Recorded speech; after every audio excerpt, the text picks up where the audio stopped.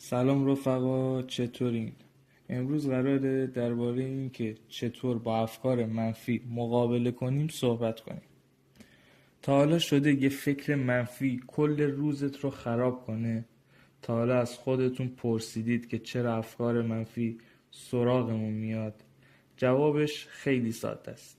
تجربه تلخ گذشته یا شکست ها، مقایسه خودمون با دیگران، ترس از آینده یا عدم کنترل روی شرایط.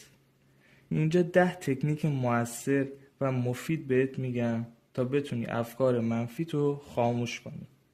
اولین تکنیک ذهن آگاهی. خب این ذهن آگاهی از کجا میاد؟ از تمرکز روی لحظه. همش فکر گذشته نباشید که وای من کاش که فلان ساعت، فلان مکان، فلان جا این کار اگه میکردم خیلی بهتر بود. 2. نوشتن افکار منفی. وقتی تصمیم میگیری که افکار منفی تو یادداشت کنی، همون لحظه تخلیه بار منفی کردی و شناسایی الگوی فکری که بهت کمک میکنه در چه شرایطی بیشتر افکار منفی میاد سراغت که بتونی جلوگیری کنی. 3. جایگزین برای افکار منفی. اینجا یه سوال پیش میاد، مثل چی؟ به جای اینکه فقط بگی من نمیتونم، باید بگی تلاش میکنم امروز غذای سالم بخورم یا کمی ورزش کنم و غیره. 4. محدود کردن اخبار منفی. 5.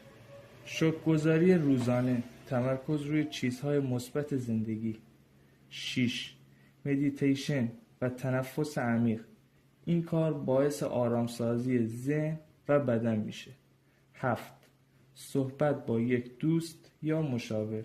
این نکته رو تو پست قبلی هم گفتم و خیلی مهمه که از لحاظ عاطفی حمایت بشی. کسی که قضاوت نکنه و فقط به حرفهای شما گوش بده تا بتونی افکارتو دور بندازی و بعدش بهت مشورت بده. 8. پیاده روی. میتونی یه هدفون هم تو گوشت بذاری و آهنگ مورد علاقت رو پلی کنی و آروم باهاش زمزمه کنی. این کار خیلی میتونه بهت کمک کنه تا از افکار منفی بیرون بیای. 9. ایجاد عادات جدید. به جای اینکه همش بخوابی، میتونی برای خودت چالش تعیین کنی، مثل آشپزی کردن یا 10 صفحه کتاب خوندن. 10. تو افکارت نیستی، تو انتخابات هستی. اگه تا اینجا ویدیو اومدی، ممنون میشم ما رو سابسکرایب کنی.